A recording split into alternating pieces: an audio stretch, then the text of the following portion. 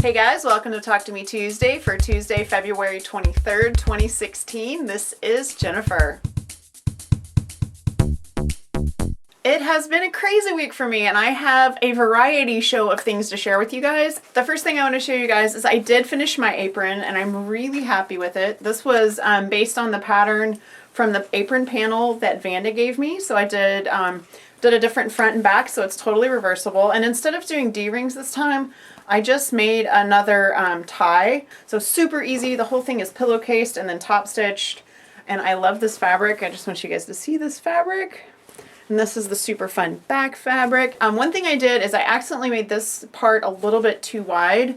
So I just put a little pleat right there because when I first put it on, it kind of gaped open. So I just put a little pleat, and I will know next time to not make this quite as wide as I did the time before. I finished a little quilt for Linus last week, so I did a little bit of video, and I'm going to put that in now. Hey guys, it's February 19th. It's Friday. Tomorrow is the Linus connection, and I have a finish from today.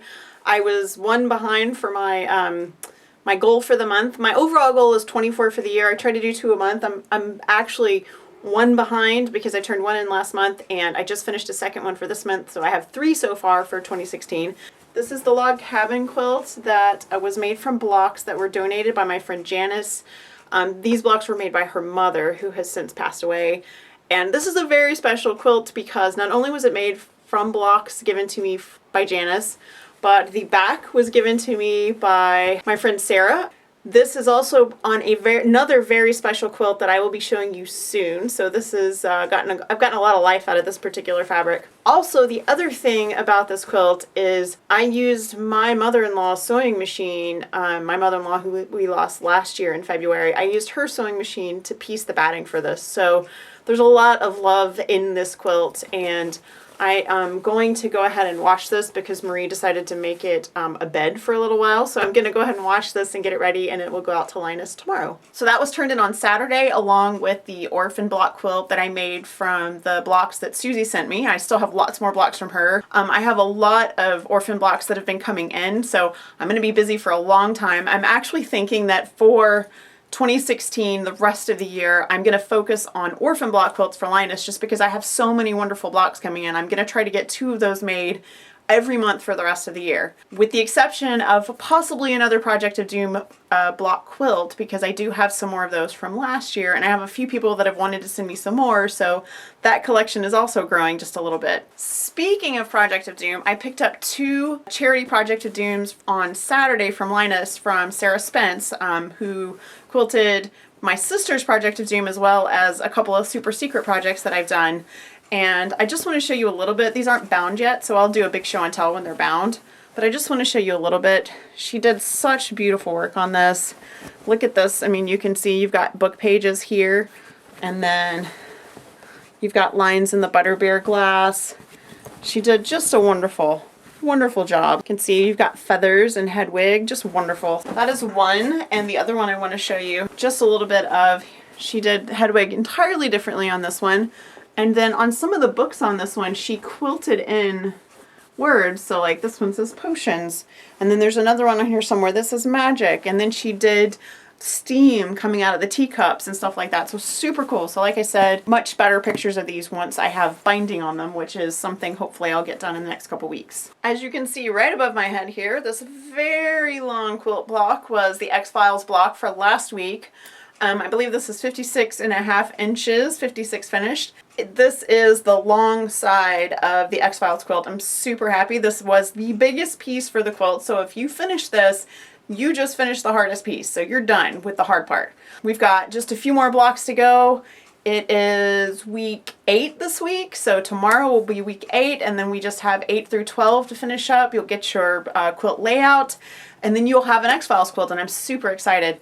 Super excited about that. You guys are doing a great job. I've seen some wonderful blocks out there, great background fabrics, just wonderful stitching, and I've been really pleased at how much fun everyone's been having with it. I've done a couple random projects around the house, so I filmed some video in different parts of my house, and I'm going to insert that now. We are sitting in front of the foot of my bed because I wanted to show you guys a little project I did yesterday. This is something that's been on my to-do list forever, and I finally got around to it, and now it's done. About a year ago, we bought a new mattress set, and it is a super tall mattress. So we're actually sitting in front of my bed. So from here to here, this bed is 17 inches. I did buy a pair of king size sheets that were had super deep pockets.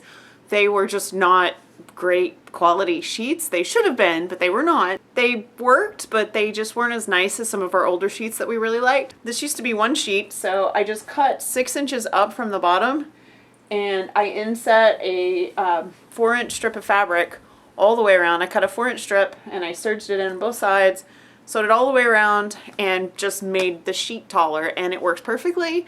I have 2 more sets I'm going to do the same thing to. Probably not today because today is really busy, but I now have a sheet that fits my super tall bed without buying a whole bunch of new sheets. The other quick update I wanted to share with you guys today was of my shower curtain. I showed you guys, I think 2 weeks ago, I showed you the shower curtain and the mosquito netting. I did get that done, and I did it like the next day, and it's been a couple weeks we've been using it now.